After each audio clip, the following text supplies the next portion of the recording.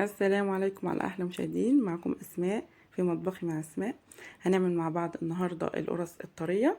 هنعملها بقى باليانسون وهنحشيها عجوه. طبعا ممكن تعمليها ساده من غير عجوه لو انت بتحبيها ساده.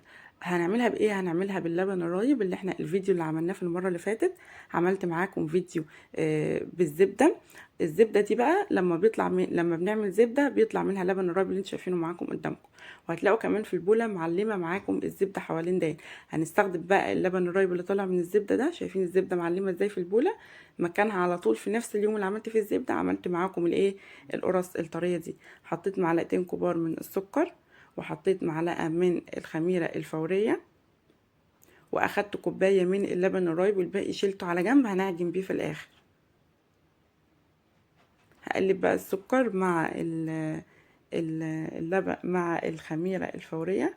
حطيت معلقة كبيرة خميرة فورية حوالي 12 جرام، وهحط عليهم حوالي كده معلقة ينسون كبيرة. اليانسون هنا بيدي ريحة حلوة قوي. طب لو انت مش حابة اليانسون استبدليه بالايه، بالسمسم. بس عايزة اقول لكم هيعجبكم قوي قوي. اليانسون بيبقى طعمه مختلف قوي قوي في القرص الطرية دي، وريحته تجنن بجد. ممكن كمان نحط ميكس بين اليانسون والسمسم. هبدأ بقى معايا هنا ايه بقى، كوبايه نص كوبايه من الزيت. طبعا انا هستخدم كيلو دقيق، وزن معايا كيلو دقيق.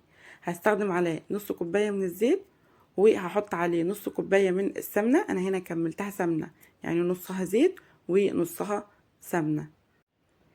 بعد كده بقى هحط بقى ربع كوبايه من الزيت عشان اكمل مقدار كوبايه وربع. كيلو دقيق بياخد حوالي كوبايه وربع من الايه، من خليط من السمنه والزيت.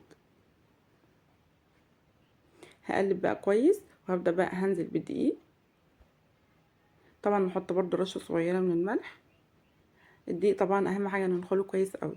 انا طبعا معايا كيلو دقيق اهو حاطاه في البوله، وهبدا اخد منه شويه شويه. طبعا انا ايه معايراه يعني وزنت الدقيق ومظبطه الكيلو دقيق معايا. باخد بقى منه شويه شويه كده، وهبدا هنزل بيه ايه على البوله لحد لما انخله كله كويس قوي. هبدأ بايدي بقى هعجن كويس، وبعد كده هجيب كوباية من اللبن. انا اخدت حوالي كوبايتين ونص من اللبن. الكوباية اللي انا حطيناها في الاول وحطيت عليها الخميرة والسكر، وهستخدم حوالي كمان كوباية ونص تانية او كوباية وربع كمان، فعلى حسب نوع الدقيق معاكي. هنستخدم كوباية لبن، وبعد كده لو احتاجتي حطي تاني، ما احتاجتيش خلاص.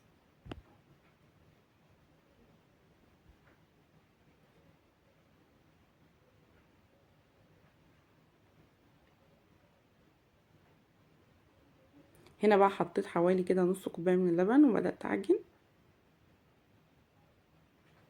وهحط نص كوباية تانية دلوقتي معاكم.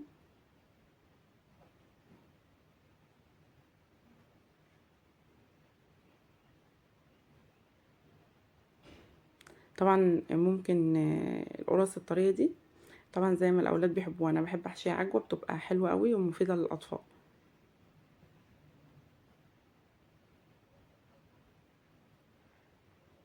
هنا كوبايه اللبن اللي معايا طبعا انا بحطها تدريجي شويه بشويه، لحد لما ايه العجينه تلم معاكي.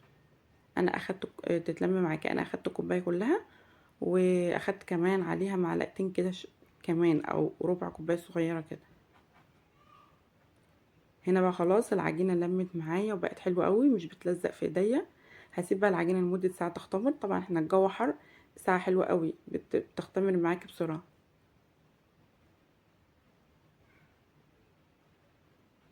شايفين انا بعجن فيها ازاي عشان تبقى ناعمه معايا؟ تعجني بايدك كده وبعدين تبداي ان انت ايه تقلبيها على الناحيه التانية. شايفين العجينه بقت طريه وناعمه معايا ازاي؟ مش محتاجه اي حاجه. مش عايزه اقول لكم على ريحتها بقى.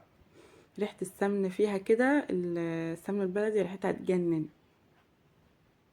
طبعا الافضل ان احنا لما نيجي نستخدم زيوت نستخدم زيوت نظيفه تكونش ليها ريحه، زي زيت ذره او زيت عباد شمس. تمام.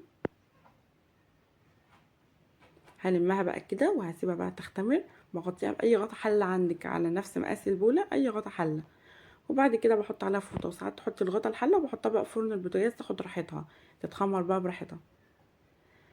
طيب في وقت التخمير بعمل ايه؟ بدهن ايدي كده بالسمنه، بدهن ايدي بسمنه، وببدأ اجيب العجوة بكورها كور معايا. دي بتسهل عليكي قوي لما تيجي تقطعي القرص، متاخدش معاكي وقت. تعملي كور كده من العجوة، ده بتسهل عليكي لما نيجي نشكلها بعد كده. طبعا اهم حاجة عشان العجوة ما تلزقش في ايدك، بندهن ايدينا بالسمنة ونكور. شايفين بقى عملت كمية كور اهي. وهنا بقى بعد لما العجينة اختمرت معايا هبدأ اقطعها كور زي ما انتم شايفين كده. بقطع كور متساوية على قد ما اقدر. تمام. انا هنا بعاير بايديا كده وبتطلع معايا ايه كويسة. هنا بقى بعد ما خلصت شوية كده، يعني انا بعمل مثلا بتاع حوالي 10 كور، وابدأ ان انا اشتغل فيهم، وبعدين اعمل 10 كور تانيين واشتغل فيهم لحد لما اخلص كل الكمية. طبعا هجيب بقى اول كوره عملتها معايا، ببدا افردها زي ما انتم شايفين، وافرد الكوره برضو اللي انا عملتها من العجوه، وهحط العجوه كده على العجينه، وهبدا اقفل زي ما انتم شايفين كده معايا. تقفيلها سهل جدا جدا. انا بقى بحاول اظبط كده الايه بظبط الحواف بتاعتها زي ما انتم شايفين كده، وبعدين ادوس عليها واحطها بقى. طبعا لما هخلص كل الكميه، لما اخلص كل الكمية هبدأ ان انا هسيب العجينة حوالي نص ساعة تختمر. دي مرحلة مهمة جدا جدا قبل ما ندخلها الفرن. احطها اسيبها كده لمدة نص ساعة تختمر. تمام. وطبعا لما ادخلها الفرن، بدخلها الفرن على درجة حرارة 180. انا بحطها على الرف اللي في النص على درجة حرارة 180، وبشغل الفرن من تحت وبشغل الشواية من فوق. طيب لو انتي مش عندك الشواية بتشتغل، شغلي مروحة. انا كمان ساعات بشغل الايه المروحة. تمام. هنا بقى بعد ما خلصت كل الكمية زي ما انتم شايفين كده معايا، انا هنا رصيت على الصاج بتاع الفرن عندي. ببدأ بقى ادخلها الفرن، بتاخد حوالي كده بتاع 10 دقايق او اقل، وبتستوي معاكي زي ما انتم شايفين كده من فوق ومن تحت. شايفين بقى عامله ازاي طريه جدا وطعمها روعه. وعايزه اقول لكم هشه كده وخفيفه. واشوفكم بقى في فيديو جديد، والسلام عليكم.